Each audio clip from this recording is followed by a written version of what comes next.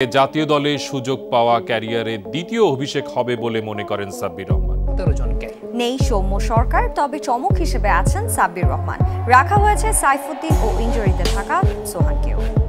কয়েকদিন আগে খবরের কাগজে আমি এমন কিছু পড়লাম যেটা পড়ে আমার দুশ্চিন্তা হচ্ছে আমাদের আপনার। সাব্বিরকে দলে নিলে এশিয়া কাপ জিতবে বাংলাদেশ। লাইভে এসে একই বললেন সৌরভ গাঙ্গুলি। দর্শক বিস্তারিত জানতে ভিডিওটি না টেনে একেবারে সম্পূর্ণ দেখতে থাকুন। এশিয়া কাপকে সামনে রেখে বাংলাদেশে দল ঘোষণা নিয়ে চলছে নানা আলোচনা।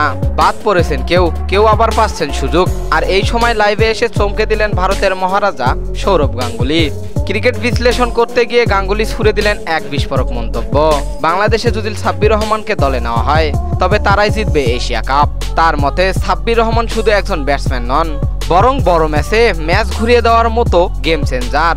আক্রমণাত্মক ব্যাটিং, পাওয়ার হিটিং এবং চাপের মধ্যে খেলার মানসিকতা, এই সব আলাদা করে তুলেছে তাকে।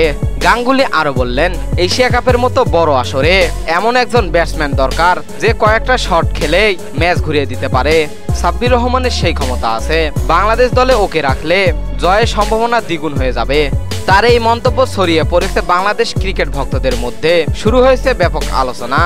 একদিকে সাব্বিরকে ঘিরে উচ্ছ্বাস, অন্যদিকে প্রশ্ন, বিসিবি কি শুনবে সৌরভের ডাক? সত্যি কি সাব্বিরের ব্যাটে ভর করবে বাংলাদেশ? জিতবে এবারের এশিয়া কাপ? তো দর্শক, সাব্বিরকে দলে নিলেই জিতবে এশিয়া কাপ, সৌরভ গাঙ্গুলির এমন মন্তব্য আপনারা কি রকম চোখে দেখছেন? জানিয়ে দিবেন এই বিষয়ে আপনাদের গুরুত্বপূর্ণ মতামত আমাদের ভিডিওর কমেন্ট বক্সে। আর এতক্ষণ আমাদের সঙ্গে থাকার জন্য অসংখ্য ধন্যবাদ।